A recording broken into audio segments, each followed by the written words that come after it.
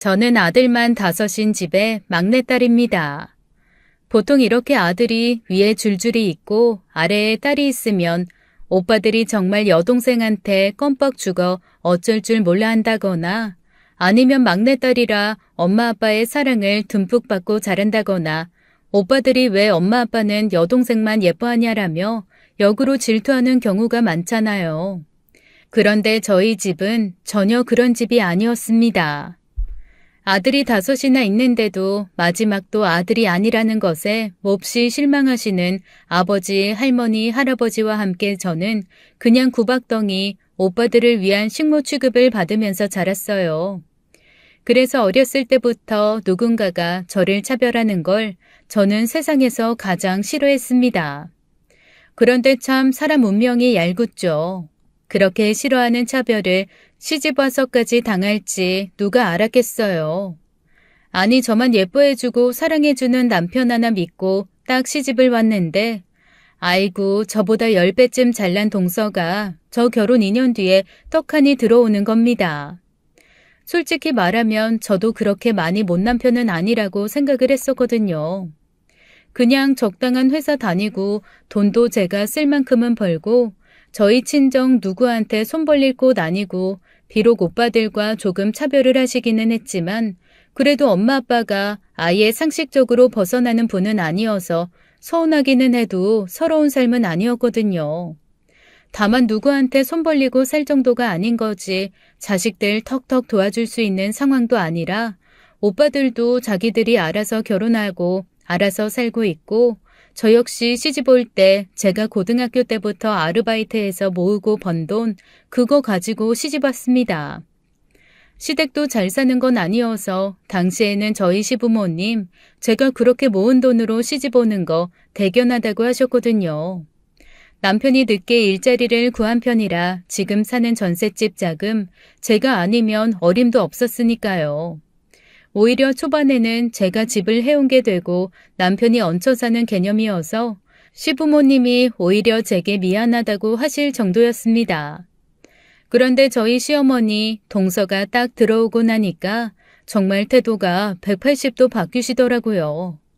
저희 동서 인터넷으로 엄청 큰 화장품 사업을 하는 사람이었습니다. 일반적으로 백화점이나 가게에 들어가는 화장품 브랜드만 아시던 부모님이 동서가 딱 한 번 저희 집 근처에 있는 백화점에서 팝업 스토어를 한 적이 있었거든요. 그때 시부모님이 너무나 놀라서 입을 떡 벌리시더라고요. 그냥 인터넷으로 소소하게 아무도 모르는 그런 화장품 파는 줄 알았다가 백화점에 딱 팝업 스토어 오픈하자마자 사람들이 몇백 명씩 줄을 서서 사고 대표님 너무 예뻐요, 대표님 존경해요 이러면서 서로 사진 찍으려고 달려드니 평생 그런 세상 모르고 사셨던 부모님 입장에서는 아마 저희 동서 연예인처럼 우러러 보였을 겁니다. 아니나 다를까 그날부터 저희 시댁은 모든 일이 동서를 중심으로 돌아가기 시작했어요. 저 그래도 나름 예쁨 받고 사랑받는 첫째 며느리였는데 동서가 그렇게 한번 팝업 스토어 열고 부모님 초청한 이후부터는 저는 완전히 찬밥도 그런 찬밥이 없을 정도로 홀대받기 시작했습니다. 아니 찬밥이라면 물에라도 말아먹겠죠. 찬밥도 아니고 완전히 쉰밥 취급을 받기 시작했어요. 게다가 남편도 무슨 바람이 불었는지 은근히 저를 무시하기 시작하더라고요. 회사 다녀봐야 소용없다. 그거 회사에서 나가라고 하면 그냥 아무런 힘도 없이 쫓겨나야 하는 건데 요즘에는 여자도 능력 있어서 사업해야 된다며 은근히 동서와 저를 비교하더라고요. 내 동생 조만간 들어앉아서 셔터맨하게 생겼네. 능력 있는 마누라 만나서 지금 그 회사 매출이 1년에 몇십억이래. 조만간 100억도 갈 것 같아. 우리 집에 준재벌 나오게 생겼어. 아니 묻지도 않은 말을 연불처럼 매일 읊조리면서 얼마나 제 속을 득득 긁던지요. 오빠 다섯에 달달 볶이면서 차별당하던 건 정말 일도 아니게 차별을 받기 시작했습니다. 어느새 저와 동서는 시댁에서 위치도 달라지더라고요. 제가 처음에 동서 결혼하고 첫 명절 때 전 부치는 재료 앞에다가 놔주면서 계란물만 좀 묻혀달라고 했거든요. 그랬더니 어머님이 얼굴이 시뻘개져서 뛰어오면서 아니 얘는 자기가 모델도 해야 되고 자기가 파는 좋은 화장품 홍보도 해야 되는 앤데 혹시 기름일 하다가 손에 튀거나 잘못돼서 흉터라도 지면 어쩌냐고 저한테 화를 내시는 겁니다. 저는 무슨 변호사가 대신 대변해주는 줄 알았어요. 그래서 제가 아니 계란물만 묻히는 건데 기름 튈 일이 뭐 있냐고 했더니 세상 듣도 보도 못한 계란물 많이 묻히면 손이 거칠어진다는 얘기를 하시는 겁니다. 정말 세상에 태어나서 처음 들어본 궤변이었죠. 그런데 동서가 참 얄밉게도 아우 어머님 그렇게 배려해 주셔서 감사해요 라고 애교를 부리면서 글쎄 이러는 겁니다. 이번에 저희 완전 비싼 라인 신제품 나오는데 당연히 드려야겠지만 우리 어머님 제가 2배로 챙겨드릴게요. 아니다. 어머님 혹시 선물하고 싶은 친구들 있으면 그 친구분들 리스트 좀 주세요. 제가 어머님 성함 딱 넣어서 아주 고급스럽게 포장해서 선물로 보낼게요. 며느리 좋은 게 뭐예요? 이럴 때 어머님 기도 좀 살고 친구들한테 인심도 쓰고 그러시는 거죠. 아 맞다. 저희 이번에 건강기능식품도 런칭할 거거든요. 어머님 아버님 연세에 드시면 너무너무 좋은 효소니까 2분 선물하고 싶은 사람 리스트 다 주세요. 제가 그것도 싹 보내드릴게요. 어머님 아버님 잘 부탁드린다고 손편지 넣어도 되죠? 그건 제 마음. 딱 그러면서 어머님 팔짱을 끼는 거 있죠? 그랬더니 시어머니 입이 귀에 걸리면서 역시 능력이고 사업하는 며느리를 만나니 선물 스케일도 달라진다며 저만 빼고 어찌나 호호호 즐거우신지 결국 그날 앉아서 저는 혼자 전을 다 붙이고 동서는 곱게 앉아 제가 깎아다 준 과일 먹으며 어머니 아버지 앞에서 그냥 놀기만 했다니까요. 더 열받은 건 나중에 남편한테 딱 한마디 투덜거렸다가 본전도 못 찾고 구박받은 겁니다. 글쎄 남편이 저한테 뭐라 그러는 줄 아세요? 억울하면 저도 기초자금 모아서 사업하래요. 그러면서 뒤에 한마디 붙이는 겁니다. 하긴 넌 하려고 해도 못하긴 하겠다. 사업도 아무나 하냐? 다 능력 있고 뭐 그래도 보고 배운 거 있고 그래야 사업을 하지.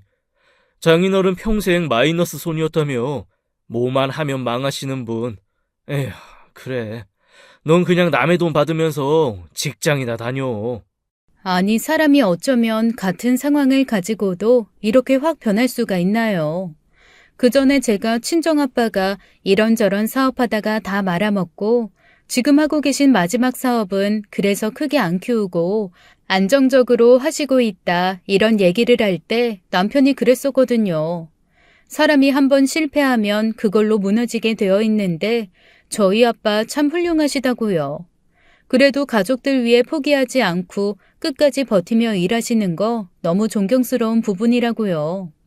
그러면서 사람이 한번 사업의 맛을 느끼면 자꾸 확장하고 싶은 욕심을 이기는 것이 가장 힘든 건데 그거 이겨내고 이렇게 현상 유지 충실하게 하시는 거 참 대단하다며 저한테 그런 아빠 자랑스러워 하라고 했었거든요.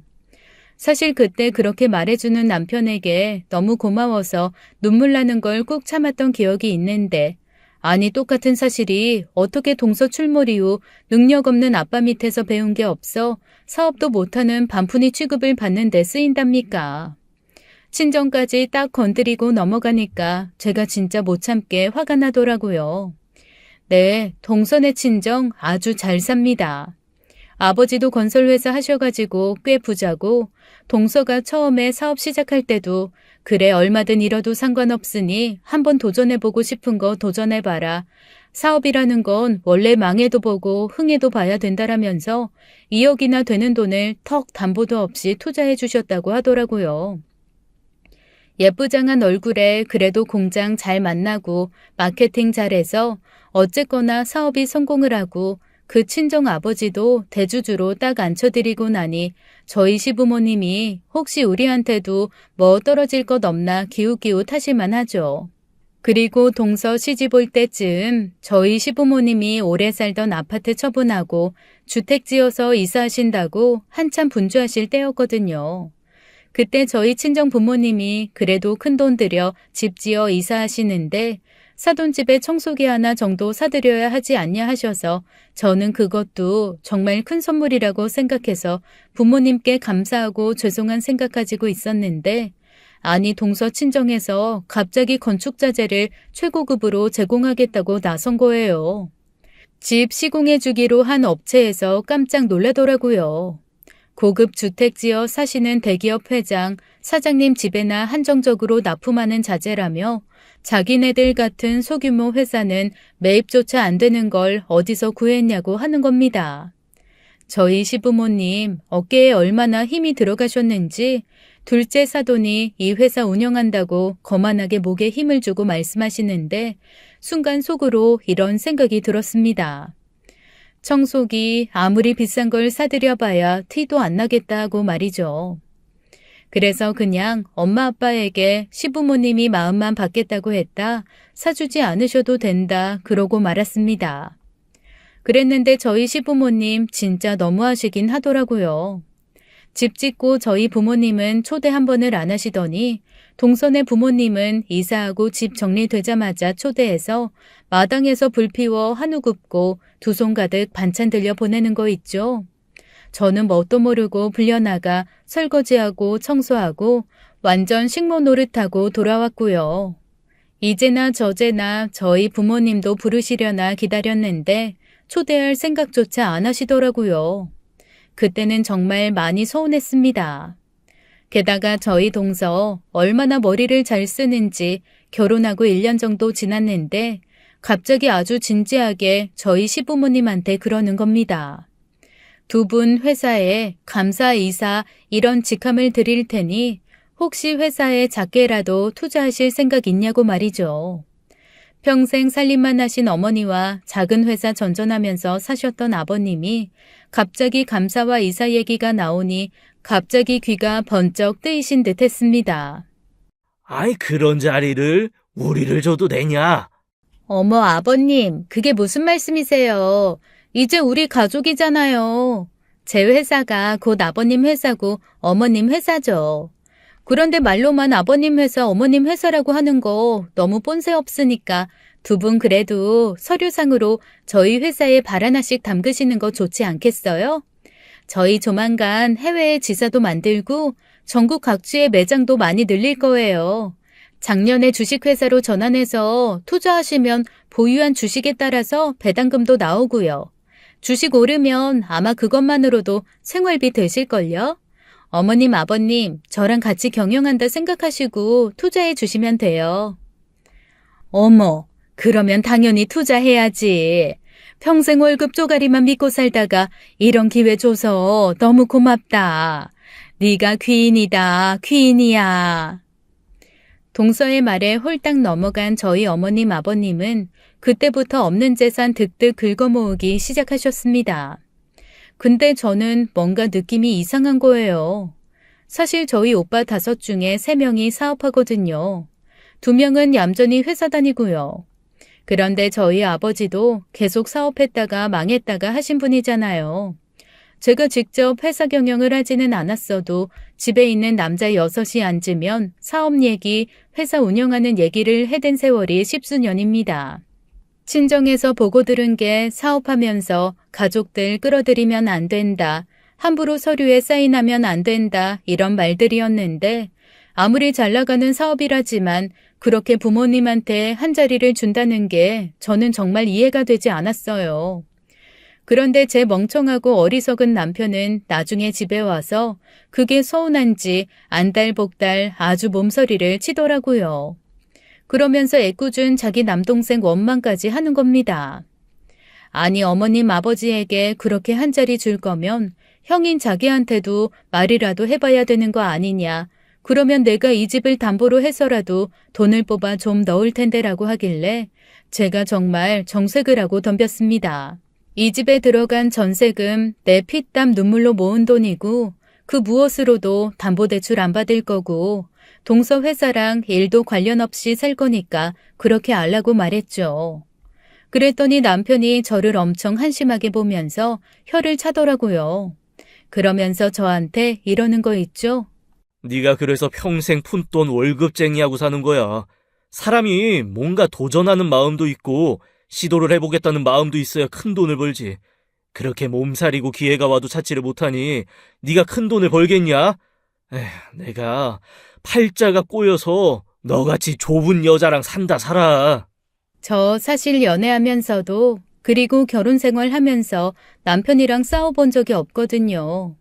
그런데 저희 둘 사이에 일도 아니고 동서 때문에 남편한테 평생 들어본 적 없을 거라 생각한 비난의 말도 듣고 이렇게 수시로 싸우게 되니까 정말 너무너무 속이 상하더라고요. 속에서 자꾸만 천불이 솟았습니다. 게다가 동서도 참 은근히 저를 득득 긁었어요. 한 번은 저한테 따로 만나자고 해서 저를 불러내더니 자기 백화점 팝업 스토어로 데리고 가는 거예요. 동서가 저를 데리고 간 곳은 동네 백화점이 아니라 1시간 정도 떨어진 곳 팝업 스토어였습니다. 그러더니 은근히 저한테 박스 좀 날라달라, 이것 좀 해달라 일을 시키다가 여기서 시험 모델 좀 해달라 하면서 슬그머니 더 많은 일을 떠맡기는 거 있죠. 그래서 제가 처음에 박스 한두 개는 호의로 날라주다가 그 이후에는 나 뒤에 일정이 있어서 가봐야 된다라고 했어요. 그랬더니 동서가 딱 정색을 하면서 일당 챙겨드릴 테니까 좀 도와달라고 맨날 가족이라고 한 발 담그고 싶어 하고 서방님 같은 경우 자기한테 은근히 문자 보내서 회사에 어떻게 좀 투자할 방법 없냐고 물어보는데 형님이 이런 식으로 하시면 자기가 해주고 싶은 마음이 들겠냐고 저한테 딱 면박을 주는 겁니다. 그런데 주변에 둘러있던 직원들이 저를 위아래로 훑어보면서 정말 무슨 넉마주의가 구걸하러 온 것처럼 쳐다보고 있는 거예요. 너무너무 자존심 상하고 싫더라고요. 그래서 그거는 남편이 알아서 할 문제고 나는 상관없다. 나는 그냥 오늘 뒤에 약속이 있어서 가봐야겠다고 했습니다. 그리고 혹시 이게 목적이었으면 그냥 다른 사람 구해보라고 말하고 휙 돌아서서 나와버렸어요. 그런데 정말 집에 들어가기 싫은 거예요. 계속 남편한테는 무슨 소리를 들었는지 전화가 오고 시부모님도 전화가 오기 시작하더라고요. 너무너무 속상한 마음에 그래도 찾아갈 곳은 친정밖에 없다는 게 짜증이 났지만 친정으로 발걸음을 옮겼습니다. 엄마가 너무 깜짝 놀라면서 아니 대체 갑자기 무슨 일이냐고 어떻게 연락도 없이 여기를 왔냐라고 하시더라고요. 그래서 입을 대빨 내밀고 말 안 하다가 투덜거리면서 이런저런 일이 있었다라고 했는데 세상에 엄마는 엄마더라고요. 평생 오빠들이랑 저 차별하면서 오빠들만 예뻐해줘서 저는 그냥 주워온 자식인가 보다 내가 무슨 일을 당하고 우리 엄마는 상관도 안 하겠지라고 생각했는데 아니 엄마가 갑자기 미친년이라면서 동서욕을 한 바가지 하시는 거예요. 그러면서 네 시부모들 눈이 쪽째지고 납작한 쪽제비 눈인 거 보고 자기가 상견례 할 때부터 속 좁게 그런 짓 할 줄 알았다나요? 시부모님 인상까지 들먹이면서 있는 대로 흥분을 하시더라고요. 오히려 당황한 건 저였습니다.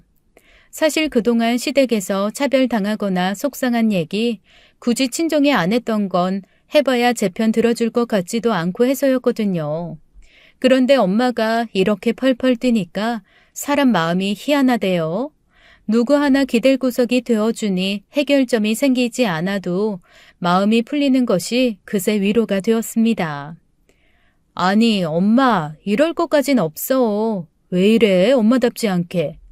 좋으면서도 좀 당황해서 엄마를 말렸는데 엄마는 화를 그칠 생각이 없더라고요. 너무 화가 난다며 대체 뭐 얼마나 잘난 여자길래 내 딸을 그런 식으로 취급하냐며 성질을 버럭버럭 내는 겁니다. 그래서 사실 저는 속으로 엄마도 잘할 때 나 그렇게 취급했잖아. 엄마가 그렇게 취급해서 내가 어디 시집 가서도 그런 취급받고 사나 보지 라는 말이 튀어나올 뻔했지만 그래도 태어나서 처음으로 엄마가 제 편을 들어준다는 거에 살짝 감동한 상태기도 했고 더 이상 말을 보태면 안 될 것 같아서 아무 말도 안 하고 엄마에게 흥분하지 마라 고맙다라고만 하고 일단 넘겼습니다. 그리고 쉬라고 방으로 저를 들여보내는 엄마 등살에 그냥 방에 들어가서 저도 모르게 잠들어 버렸어요. 그런데 제가 자는 동안 엄마가 그 얘기를 저희 오빠한테 했나 봐요. 오빠랑 새언니들한테 돌아가면서 전화가 오는 거예요. 그러면서 기죽지 말라고, 그래도 우리 곁에 네가 있다고 그렇게 위로를 하는데 기분이 묘했습니다. 평생 쓸데없을 줄 알았던 형제들이 그래도 든든하게 제 뒤에 자리매김해주고 있는 것 같아서 조금 기분이 풀리더라고요. 비록 그 사람들이 저한테 직접적으로 도움이 되거나 저희 시부모님한테 뭐라고 해줄 건 아니었지만 그래도 저한테 그렇게 위로를 하고 그런 말을 해준다는 것 자체가 저한테는 근본적인 마음의 위안이었으니까요. 그리고 친정에서 나름 힐링을 하고 집에 돌아왔는데 아이고 집에 복병이 기다리고 있더라고요. 시어머니랑 남편이 도끼 눈을 하고 저를 기다리고 있는 겁니다.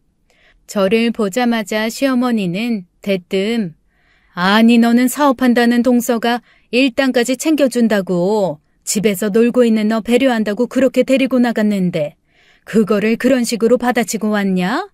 그것 때문에 네 동서가 직원들 앞에서 위신 깎이고 너무 민망해하면서 도와주는 사람도 없이 지 혼자 일 다 했다고 하더라.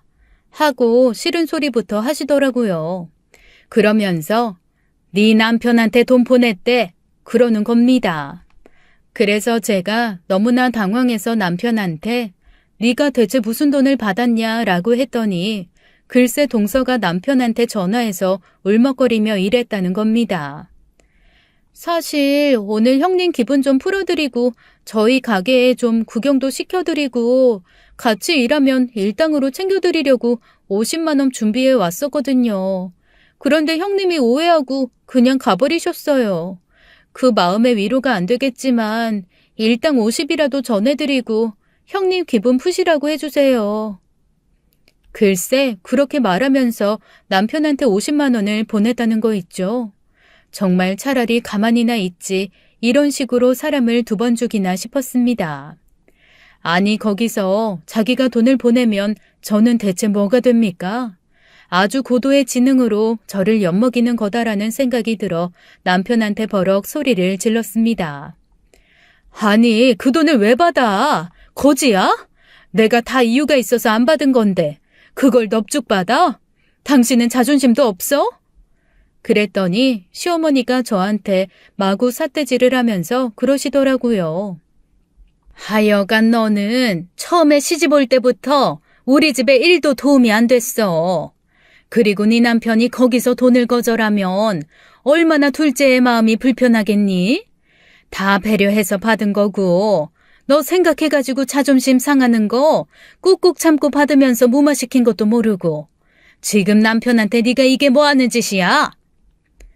시어머니가 저를 쥐잡듯 잡으려고 하시더라고요. 그러면서 글쎄 성질머리가 저 따위라 회사에서 쫓겨난 거 아니냐고 남편한테 그러는데 그 말 듣고 제 눈이 뒤집어졌습니다. 사실 제가 다니던 회사가 너무 어려워져서 권고사직으로 오래 다닌 사람부터 일종의 명예퇴직 비슷하게 처리되었거든요. 남편에게 자세하게는 말 안 하고 퇴직금 받은 것도 비밀로 하고 그냥 회사가 사정이 나빠져서 쫓겨났다라고만 얘기했는데 그걸 그새 앞뒤 다 잘라먹고 제가 회사에서 쫓겨난 걸로 얘기를 해버린 모양입니다. 당연히 시어머니야 구체적인 상황을 모르시니 제가 회사 그만둔 거 회사에서 내보낸 거라고 생각하시지 않겠어요? 그 얘기를 쪼르르 어머니한테 한 남편이나 다시 그 얘기를 동서한테 해서 함부로 불러내 일시켜도 된다고 생각하게 만든 시어머니나 다 똑같은 사람들이다 싶었습니다. 그러면서 한편으로는 퇴직금 받은 거 말 안 해서 다행이라는 생각이 들더라고요. 어머님이 바로 뒤이어서 한 얘기가 제 퇴직금에 대한 거였거든요. 아니, 좀 번듯한 회사라도 다니다가 그만둬야 퇴직금도 두둑히 나오고 그러는 거 아니니? 그렇게 목돈 생겼을 때 둘째네 회사에 턱턱 돈 좀 보태주고 사업에 투자 좀 하고 그러면 좀 좋아? 아이고, 쥐꼬리만한 월급 받는 족족 다 써버리고 집도 이게 대체 무슨 꼬라지에 사는 건지. 에휴, 이래서 집에 사람이 잘 들어와야 돼. 우리 장남 기죽어서 어떡한다니? 정말 어이가 없어서 저는 다시 밖으로 나와버렸습니다. 제 뒤에다 대고 버르장머리 없이 시어머니가 얘기하고 있는데 저러고 뛰쳐나간다며 대체 친정에서 뭘 배웠는지 모르겠다고 버럭버럭 소리를 지르시는데 정말 서러움이 목 끝까지 올라오더라고요.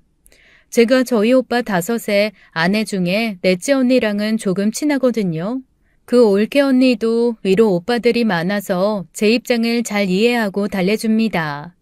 당장 생각나는 사람이 넷째 언니밖에 없어서 전화를 했더니 넷째 언니가 반갑게 받으면서 안 그래도 얘기 들었다며 얼마나 속상하냐고 하길래 방금 있었던 일을 또 말을 해줬어요. 그랬더니 넷째 언니 불같이 화를 내면서 당장 자기 집으로 오라는 겁니다. 남편이 싹싹 빌기 전까지는 절대 집에 들어가지 말라고 저한테 씩씩거리며 화를 내더라고요. 그래서 저는 그로부터 한 2, 3일 오빠 집에 신세를 졌습니다. 뭐라고 저한테 한마디 할 줄 알았던 넷째 오빠도 아무 말 하지 않고 그냥 사내 자식이 그딴 식으로밖에 못하냐면서 남편 욕을 한 번 하고 그거 언제 한번 불러다가 무릎 꿇려야겠다는 얘기만 하더라고요. 제가 집을 나와 있는 동안 남편은 야속하게도 한 번 어디냐는 문자 한 번이 없었습니다.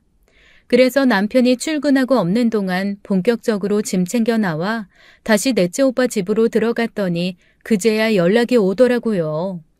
퇴근하고 왔는데 제 짐이 없으니 아차 싶었던 모양이죠. 처음에는 자기 잘못한 거 없다는 듯 뻐기더니 저희 오빠들이 차례대로 전화해서 난리를 치니 또 꼬리를 내리더라고요. 이 사람이 희한하게 저희 오빠들을 좀 무서워하거든요. 평소 저한테 그다지 살가운 오빠들이 아니라 살면서 자주 만나 혼날 일은 없지만 그래도 적당히 사업들도 하고 한 달이 건너면 사회에서 다 아는 사람으로 엮이니 밉보이면 좀 골아프기도 하고 그러니까요. 그렇게 남편이 억지 춘향으로 저한테 사과를 하고 집으로 돌아오라며 사과를 하더라고요. 여전히 시어머니는 제게 뭐가 화가 난 게 안 풀리셨는지 모르쇠였는데 이 모든 상황이 바뀌는 사건이 하나 일어났습니다. 저희 아버지가 갑자기 쓰러지신 거였어요. 늘 건강하게 사시던 아버지가 그렇게 쓰러지시니 친정은 당연히 난리가 났습니다. 다행히 심장 쪽에 잠시 마비가 와서 쓰러지신 것이고 앞으로 관리 잘하면 괜찮을 거라는 의사소견이 있었는데 이 과정에서 저는 정말 기절할 듯 놀랄 만한 사실을 하나 알게 되었어요. 글쎄 엄마 아빠가 모든 보험금의 수혜자로 저를 해놓으시고 재산의 절반을 상속받을 사람도 저로 해놓으신 거였죠. 너무 놀라서 제가 이게 대체 무슨 일이냐고 했더니 글쎄 오빠들이 그러더라고요. 우리도 알아. 너 우리 때문에 구박덩이처럼 살고 힘들었던 거. 너 시집 갈 때도 나랑 셋째가 사업 자금 끌어다 쓰느라 집에서 뭐 해주지도 못하고 오빠들이라고 해서 보태준 것도 없고 엄마 아빠가 그거 많이 마음 아파하셨어. 우리야 장가 갈 때 그래도 엄마 아빠가 집도 보태주고 사업 자금도 모은 돈 많이 대주셨는데 넌 진짜 혜택 본 거 없잖아. 맞아요. 오빠들이라고는 해도 다 철딱선이 없어서 아가씨가 고생만 했죠 뭐. 이거 우리 며느리들도 다 동의한 거고 아가씨는 아가씨 받을 목 받는 거니까 마음 쓰지 마요. 미안하다. 진작에 네 주머니 든든하고 뒷배 든든했으면 네가 시댁에서 그렇게 기죽지 않았을 텐데 우리가 잘못했다. 저 그날 살면서 제일 많이 울었던 것 같습니다. 갑자기 수억 되는 돈이 생길 일이 발생해서가 아니라 자라면서 늘 외롭고 기댈 곳 없는 쓸쓸함에 힘들어했는데 그게 해소되는 느낌이었거든요. 그러면서 오빠와 언니들은 저에게 신신당부를 했습니다. 이렇게 돈이 생긴다는 얘기를 저한테 하지 않았던 게 그동안 제가 물색 없이 무슨 일만 생기면 남편한테 홀랑홀랑 얘기를 해버리는 게 불안해서였다고 하더라고요. 그런데 지금처럼 남편에 대한 의심도 한 번쯤 할 줄 알게 되고 세상이 녹록지 않음을 알게 된 시점에서는 말해줘도 될 것 같아서 얘기해주는 거라며 돈이 생겼다는 거 남편이 알게 되면 어떤 식으로 나올지 모르니까 일단은 저만 알고 있으라고 했습니다. 저도 절대 남편한테 말할 생각 없다고 고개를 설레설레 저었어요. 그런데 저희 오빠와 새언니들 그리고 저의 생각은 얼마 뒤 아주 옳은 것이었다는 것이 판명이 났습니다. 동서의 회사가 해외 지사를 만들겠다고 확장을 하던 참이었잖아요. 그런데 갑자기 그 해외 쪽에 문제가 크게 생겨서 그동안 여기저기서 끌어서 냈던 자금도 돌려받지 못한 채 회사가 휘청이며 어려워지는 상황이 된 거였어요. 그쪽에 물건을 가져다 대려고 중국에 있는 공장에서 대량 생산했는데 생산 비용을 주지 못해 물건이 묶여 있다고 했습니다. 그런데 해외 쪽에서는 일단 물건을 받아야 다른 허가를 내줄 수 있다. 그전에는 그 어떤 수익 창출도 불가하다고 통보를 해왔다고 하더라고요. 한두 푼도 아닌 물건값을 어떻게든 마련해서 선불로 지불하고 공장에서 물건을 생산 완료한 후에 보내야 해외 지사 설립이 완성되는 상황이었던 겁니다. 만약 정해진 시간에 물건을 보내지 않으면 해외 지사가 무산될 위기에 처하고 여기에 투자했던 사람들에게 투자금도 다 돌려줘야 되는 상황인 거죠. 게다가 그쯤 소셜미디어에서는 동선의 회사 제품에 대한 안 좋은 얘기가 조금씩 나오기 시작하더라고요. 조금 규모 있게 진행을 했으면 모르겠는데 동서가 확실하다고 굳게 믿고 많은 일을 좀 무리스럽게 일을 진행시켰던 모양이에요. 항상 물 들어올 때 노져야 된다며 돈 벌 수 있을 때 크게 투자해서 크게 땡기는 게 사업이라고 뻐기더니 결국 한풀 꺾이는 때가 오더라고요. 그러거나 말거나 저는 상관없다 하고 가만히 있었죠. 그런데 갑자기 시어머니가 저한테 전화를 해선 그러시는 거예요. 그동안 저한테 통 연락 없으시고 동서랑 붙어 다니면서 여기저기 동서 자랑하느라 바빠서 연락도 안 하던 분이 능력 없는 큰며느리한테 왜 전화를 하셨나 싶어서 퉁명스럽게 받았습니다. 그랬더니 대뜸 저한테 그러시는 거예요. 저희 집 전세금 빼가지고 동서 회사를 도와주라고요. 저는 처음에 제 귀를 의심했습니다. 아니 대체 제가 동서한테 무슨 빚이 있어서 제 전세금까지 빼서 동서를 도와줘야 되냐고 저는 그럴 생각이 없다고 했죠. 그랬더니 시어머니가 하시는 말씀이 아주 가관이더라고요.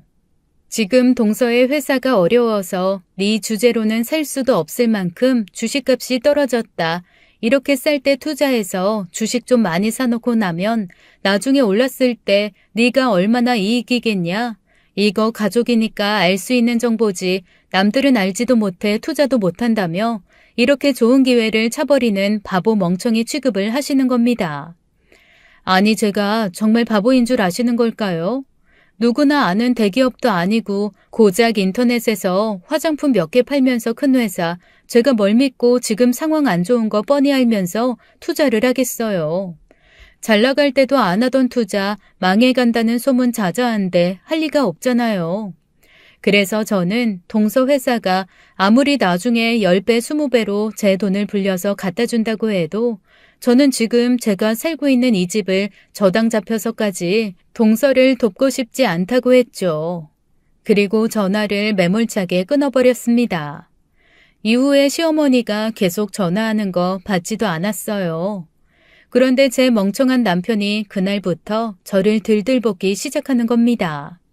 자기도 양심이 있고 생각이 있으면 이 집에 들어간 돈이 자기 돈이 아니라 제 돈이라는 걸 잘 알고 있잖아요. 그러니 자기 멋대로 뭔가 하지는 못하는데 계속 어머니한테 무슨 사주를 받았는지 이 집 빼서 우리는 조금 작은 집 월세로 잠깐 옮기고 동서한테 이 돈을 주자고 계속 저를 꼬시는 겁니다. 제가 오죽하면 너 혹시 네 동생 아내랑 바람이라도 난 거냐? 대체 왜 그렇게 그 여자 잘되게 해주려고 목숨을 거냐 그랬더니 또 저한테 쓸데없는 의심에 더러운 생각한다고 펄펄 뛰면서 저 같은 여자랑 못 살겠다며 막 소리소리를 지르더라고요. 그래서 저도 그랬죠. 나도 너 같은 놈이랑 못 산다. 그럼 우리 이쯤에서 갈라서자.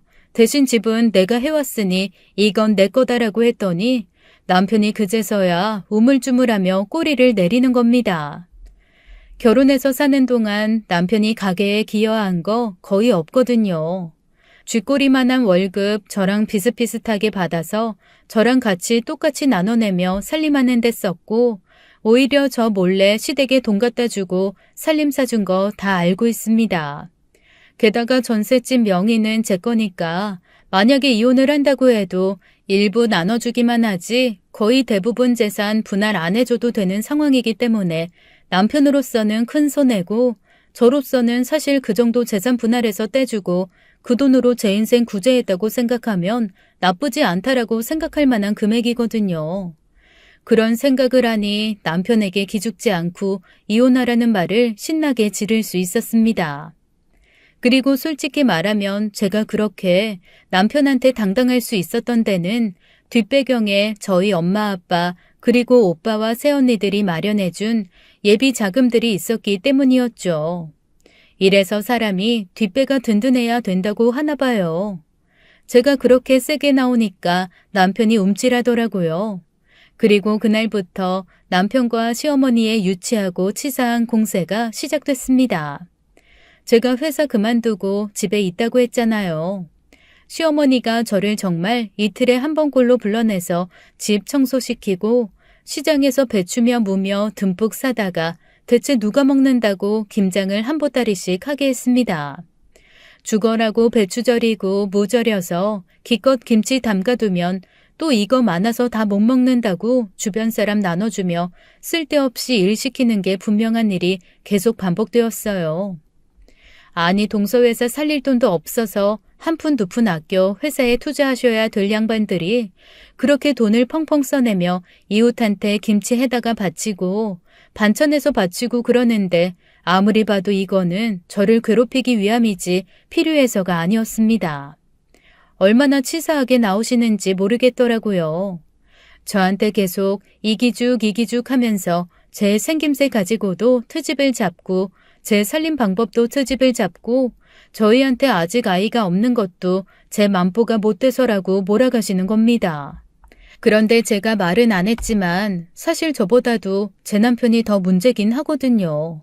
같이 병원 갔을 때 남편의 운동 능력이 너무 현저히 떨어져서 임신이 어렵다는 얘기를 듣고 남편이 그때 저한테 이런 나랑 살아줘서 너무 고맙다고 눈물을 뚝뚝 흘릴 정도였는데 차마 양쪽 집 부모님한테는 남편한테 문제가 있어서 아기가 생기지 않는 거라는 말은 못했습니다.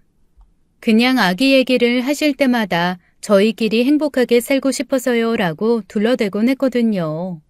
그런데 시어머니가 그렇게 나오시니까 부하가 치밀어서 내가 아니라 당신 아들 때문이다라는 말을 너무너무 하고 싶더라고요. 하지만 남편에 대한 마지막 한 조각 남은 애정과 의리로 그 말만큼은 참았습니다. 시어머니의 유치하고 치사한 괴롭힘은 점점 더 심해졌어요. 세상에 얼마나 치사하냐면요. 저한테 어디로 와라 같이 어디든 가야겠다며 몇 시까지 오라고 하셔선 그 시간에 맞춰서 딱 나갔는데 어머님이 안 계시는 거예요. 제가 기다리다가 어머님께 연락을 드렸더니 갑자기 다른 일이 생겨서 못 온다고 하시는 거 있죠. 저 집에서 1시간 반이나 떨어진 곳에 가서 기다리고 있었거든요. 그것도 한두 번 그런 게 아니었습니다. 제가 몇 번 당하고 어디로 오라는 전화 받고 나서 이번에는 안 나가겠다, 어머니 또 안 나오실 거 아니냐고 퉁명스럽게 군 다음에는 다른 방법으로 저를 괴롭히기 시작하시더라고요. 뭘 사오라고 그래서 사가면 이거 아니니까 가서 바꿔와라. 뭐가 먹고 싶다고 그래서 해드리면 이제는 안 먹고 싶어졌으니까 다른 거 해달라. 진짜 아주 사람을 빼짝빼짝 말리면서 괴롭히는데 미치겠더라고요. 그래서 한두 번은 그렇게 당해드리다가 도저히 안 되겠다 싶어 어머님이 불렀을 때 안 갔더니 글쎄 집까지 찾아와서 문 두드리고 초인종 눌러대며 난리를 치시는 겁니다. 동네 부끄러워서 살 수가 없는 상황을 만드시는 거죠. 대체 이 상황을 어떻게 해야 되나, 정말 이혼밖에 답이 없나 고민을 하고 있는데 솔직히 남편이라도 저한테 좀 위로가 되면 참았을 겁니다. 그런데 남편이 더했으면 더했지 덜하지 않다는 게 문제였죠. 시작은 어느 날 집으로 찾아온 연체 독촉장이었습니다. 아니 이게 뭐야 싶어가지고 자세히 읽어보니까 세상에 카드 현금 서비스며 단기 대출, 장기 대출, 받을 수 있는 대출이란 대출은 다 받아서 동서 회사에 갖다 꽂은 거 있죠? 그 돈만 해도 벌써 4천만 원이 넘었습니다. 제가 펄펄 뛰고 난리를 치니 이 돈만 투자하면 나중에 10배, 20배로 돌려받을 텐데 이게 다 투자라며 오히려 뻔뻔하게 나오더라고요. 그리고 오히려 저한테 진작에 자기가 그러자고 했을 때 집 빼서 돈 해줬으면 이런 식으로 고이율 카드 대출까지 받지 않아도 되지 않았냐라며 적반하장으로 소리를 지르는 겁니다. 그날 정말 남편이랑 엄청 크게 싸우고 남편을 대문 밖으로 밀어내버렸습니다. 그렇게 쫓아내고 대문 잠그고 위에 있는 걸고리까지 단단히 걸어버린 채 절대 문을 열어주지 않았죠. 맨몸으로 쫓겨난 남편이 어딜 갔겠어요. 결국 시댁으로 갔겠죠. 시어머니랑 시아버지가 쌍으로 난리가 났지만 저는 모르쇠로 일관했어요. 그런데 동서 회사가 겉으로만 그렇게 번지르르 하고 컸지 사실 속으로 문제가 많았던 모양이더라고요. 워낙 유명하게 인플루언서 회사로 장사를 했던 곳이다 보니 점점 소비자 쪽에서부터 불만이 터져나오는 게 인터넷에 심심치 않게 눈에 띄었습니다. 건강기능식품 함량 부분을 속인 것 같다라는 얘기서부터 시작해서 곰팡이가 있는 제품을 내보내놓고 고객이 보관을 잘못해서 그런 거라고 했다는 얘기, 생각한 것보다 너무 품질이 별로인데 홍보 마케팅을 잘한 것 같다라는 얘기까지 처음에 조금씩 보이던 컴플레인들이 점점 구체화되면서 불매 운동까지 일어날 정도로 일파만파 커졌습니다. 그런데 인터넷으로 파는 상품들 같은 경우는 입소문이 엄청 중요하잖아요. 그동안 어떻게 유지를 해왔던 건지 몰라도 하루아침에 안 좋은 이야기들로 도배가 되기 시작하면서 찬양 일색이던 동서회사, 동서라는 사람 자체를 비난하는 사람들까지 생겼습니다. 그동안 소리내지 않고 있던 불만 세력들이 우후죽순처럼 터져나왔다고나 할까요? 아마 제 생각에는 돈을 쓰면서 좋은 소문을 억지로 만들어서 퍼뜨렸던 것 같은데 정작 제품이 그만큼 좋지가 않으니 여기저기에서 진실의 목소리가 나오기 시작한 게 아닌가 싶더라고요. 저 역시도 솔직히 어머님이 적선하듯 주신 동선의 회사 화장품이랑 건강기능식품 발라보고 먹어봤거든요. 그런데 화장품은 바를수록 뾰루지 같은 게 자꾸 나고 건기식은 먹으니까 위가 좀 불편해서 둘 다 쓰다가 말았습니다. 어머님이 너무 좋지 않냐고 계속 물어보시는데 괜히 저한테는 안 맞는다고 하면 애가 촌스러워서 그런 것도 제대로 못 즐긴다고 또 구박을 들을까봐 그냥 좋더라, 잘 맞더라 하고 말았거든요. 그런데 저 같은 사람이 한둘이 아니었던 모양이더라고요. 이쯤 되면 회생이 불가능하겠다 싶은 생각이 문외한인 저한테도 들기 시작했는데 시댁 식구들은 전혀 그런 기미를 눈치채지 못한 듯 했습니다. 아니면 알면서도 모르는 척 쉬쉬하는 것일 수도 있겠죠. 돈 몇 억만 구해서 사업을 다시 일으키고 나면 제대로 제자리를 찾아서 다시 예전처럼 떵떵거리면서 사업하는 회장님, 사장님, 감사, 총무 그런 자리에 앉을 거라고 생각을 여전히 버리지 못하고 있었어요. 그러거나 말거나 저는 아무 관심도 갖지 않았습니다. 오히려 남편 없이 지내는 게 편해서 이대로 살아볼까 하고 있는데 남편을 쫓아내고 며칠 뒤 시어머니가 제게 문자를 하시더라고요. 그런데 예전처럼 저를 비난하면서 이상한 소리 하시는 문자가 아니라 네 남편도 반성하고 있는 것 같다. 그래도 부부가 그렇게 떨어져 있고 남편을 그렇게 매몰차게 밖으로 내쫓으면 어떡하냐? 내일이라도 와서 같이 밥 먹고 데리고 가라고 하시는 겁니다. 그래서 제가 웬일이야? 이런 말씀도 하실 줄 아네? 라는 생각이 들어서 그제야 남편에게 전화를 했죠. 그랬더니 아니나 다를까 남편이 잔뜩 기죽은 목소리로 제 전화를 받아서는 그동안 미안했다, 내가 잘못했다, 다시는 너한테 그런 짓 하지 않으마라고 사과를 하더라고요. 이제야 정신을 차렸나 싶어서 시어머니 말대로 가서 밥 먹고 같이 집으로 오는 걸로 얘기를 마무리했어요. 그렇게 시댁에 갔는데 갑자기 시어머니가 진수성찬을 차려서 제 앞에 놔주시면서 어머니 아버지의 건강 상태를 묻는 겁니다. 그래서 제 엄마 아빠 건강 상태를 이 사람들이 왜 물어볼까 싶어서 그냥 두 분 다 건강하시다. 얼마 전에 아버지가 쓰러지셔서 좀 깜짝 놀랐는데 이제는 괜찮으실 것 같다라는 얘기를 했습니다. 그랬더니 어머님이 갑자기 그래도 노인들은 언제 어떻게 될지 모르는데 잘 살펴드리라고 하시는 거예요. 뭔가 좀 이상했습니다. 그래서 제가 저희 친정 식구들이 모두 모여있는 단체 채팅방에서 혹시 제 남편이나 시어머니한테 무슨 얘기 한 사람 있냐고 캐물었죠. 그랬더니 물색 없는 우리 다섯째 오빠가 머뭇머뭇하면서 저한테 전화를 하더라고요. 아마도 다른 일 때문에 제 남편이랑 아마 통화할 일이 있었나 봐요. 그런데 제 안부를 서로 얘기하는 와중에 제 남편이 평소 동갑내기라서 친했던 다섯째 오빠한테 이래저래 해서 좀 투자를 하자고 했더니 제가 버럭버럭 화를 내면서 자기를 내쫓았다라는 얘기를 한 모양이었어요. 자기 깐에는 다섯째 오빠가 편을 좀 들어줬으면 하고 했던 말인 듯 했습니다. 여전히 다리 펴고 누울 자리 모르는 바보 같은 남편이 할 짓이었는데 저희 다섯째 오빠가 그 바보한테 넘어가서 더 바보 같은 짓을 했더라고요. 글쎄 다섯째 오빠가 남편한테 타이른답시고 너 걔 비위 건드리지 마라. 우리 집에서 재산이며 보험금이며 저한테 다 밀어주고 있다는 얘기를 한 겁니다.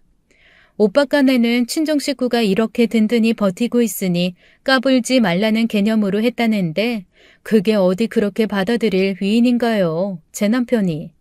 거몰라서 그러는데 걔 뒷배 든든한 애야. 너 걔 기분 상하게 하면 노년에 국물도 없이 맨몸으로 쫓겨난다. 그러니까 장인 장모님이 보험 수혜자며 재산 상속자를 제 와이프로 해놨다고요?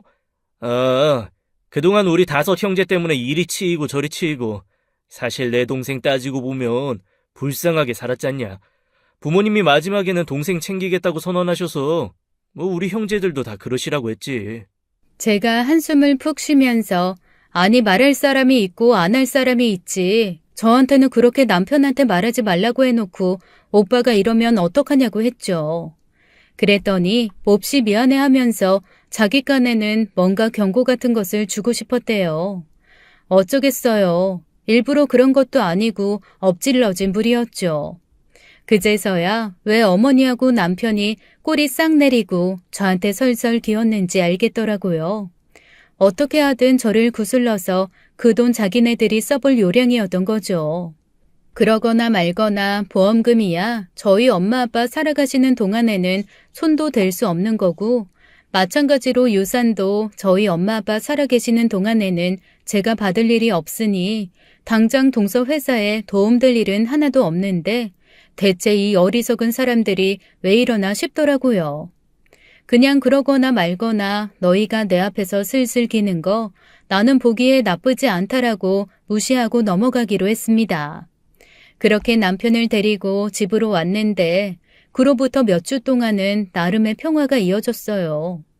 남편도 제 비위를 건드리지 않으려고 몹시 노력했고 시어머니도 제 눈치를 보면서 설설 기시더라고요.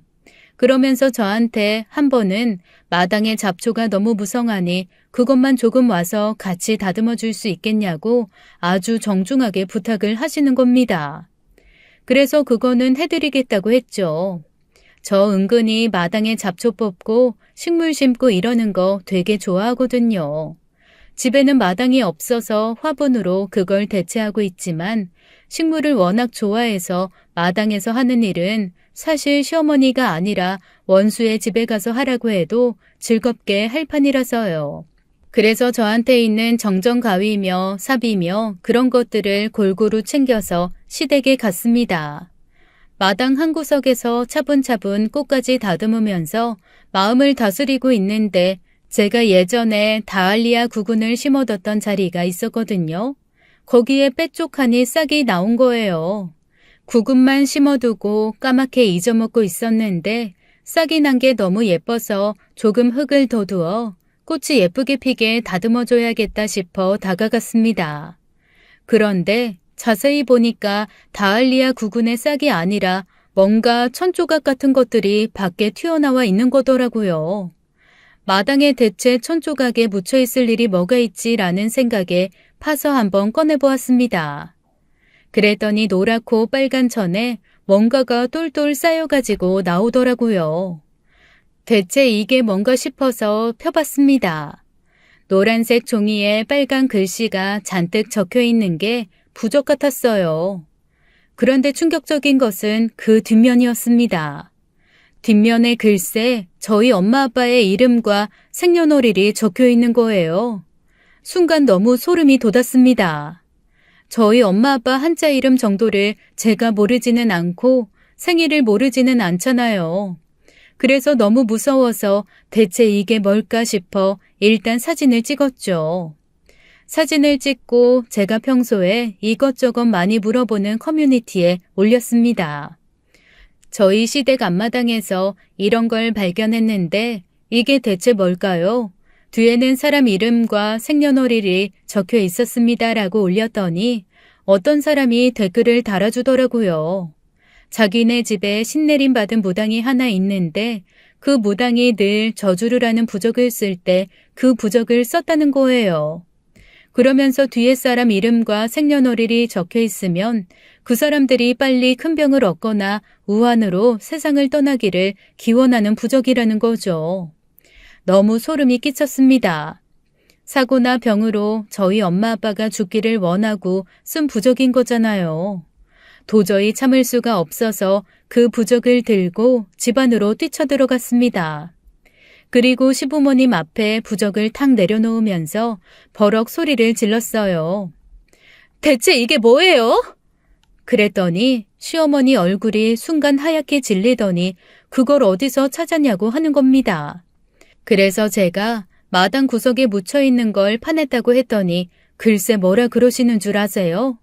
세상에 그걸 건드리면 어떡하냐, 묻어놓고 적어도 한 달 이상은 눈에 띄지 않아야 효험을 발휘한다고 해서 그 구석에 묻었던 건데 대체 마당에 풀만 뽑으면 되지 그 구석까지 왜 갔냐라면서 오히려 저한테 소리를 지르시는 거 있죠. 저도 모르게 시어머니한테 달려들어 시어머니 머리채를 들고 흔들었습니다. 시아버지가 대체 이게 뭐하는 짓이냐며 제 손을 치고 저는 시아버지를 밀치고 시어머니 머리채를 잡고 흔들었어요. 정말 아비규환 그 자체였습니다.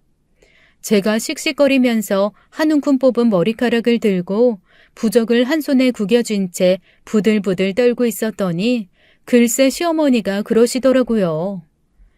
그래, 네 친정집에 우환이 생겨야 네가 포기할 거 포기하고 돈 받을 것 같아서 그랬다. 그래야 네 동서 회사 살릴 자금이 생기지 않겠니?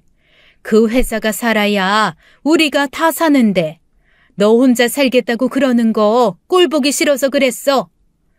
그러면서 너희 부모님 재산과 유산이 가장 잘 쓰일 수 있는 방법을 자기가 고민해서 기껏 비싼 부적 사다가 묻었는데 이게 지금 뭐하는 짓이냐고 투덜거리더라고요. 저 사실 그 말 다 녹음했거든요. 제가 녹음한 걸 탁 틀어주면서 경찰서와 저희 부모님께 이걸 들려주겠다고 했더니 그제서야 시어머니 얼굴이 하얗게 질리면서 벌벌 떠는 겁니다. 저는 용서도 없고 선처도 없다고 버럭 화를 내고 그대로 밖으로 나와버렸어요. 그리고는 바로 동서를 찾아갔죠. 동서뺨을 올려 붙이면서 네가 이 일에 발을 담궜건 담그지 않았건 혹은 네가 시부모님을 사주했건 안 했건 이거는 너도 공범이다. 나 이거 커뮤니티마다 다 올릴 거고 너도 가만두지 않겠다라고 버럭 소리를 질렀습니다. 그리고 남편한테 녹음된 파일 보내주면서 경찰서에서 보자고 했죠.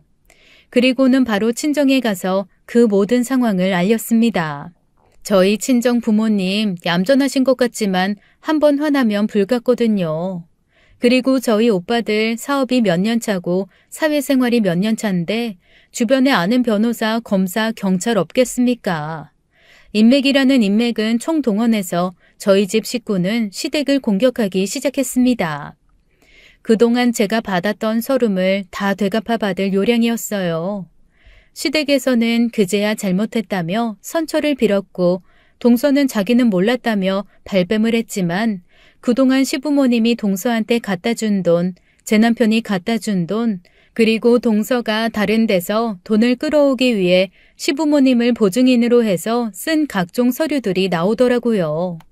결정적으로 시어머니가 부적을 쓴 그 점집이 동서 단골이더라고요. 시댁은 하루아침에 동서의 사업과 함께 쫄딱 망해버리고 말았습니다. 그리고 저는 남편에게 당당하게 이혼 서류를 내밀었어요. 배우자 귀책이 남편에게 100% 있었기 때문에 재산 분할도 거의 해주지 않고 오히려 제가 심리적 위자료를 청구할 수 있게 되었습니다. 그 모든 과정에서 저희 다섯 오빠와 다섯 올케 언니 그리고 엄마 아빠가 얼마나 든든한 제 백이 되어줬는지 몰라요. 저 그동안 엄청 구박덩인 줄 알았는데 아니었더라고요. 사랑받고 귀한 막내딸이었습니다. 사실 남편과 이혼하고 제 인생을 찾은 것도 행복하지만 제가 그렇게 사랑받는 존재라는 걸 알게 된 게 더 행복해요. 저희 시댁 식구들 조만간 재판 앞두고 있습니다. 아, 동서는 회사 자금 횡령과 착복까지 걸려들어서 아마 실형은 피하기 어려울 것 같아요. 서방님도 이혼 준비하시는 것 같더라고요. 그거야 제 알바 아니지만요. 어쨌건 저희 부모님이 빨리 돌아가시고 아프기를 기원했던 그 못된 시댁 식구들 단단히 벌받기만을 바랄 뿐입니다.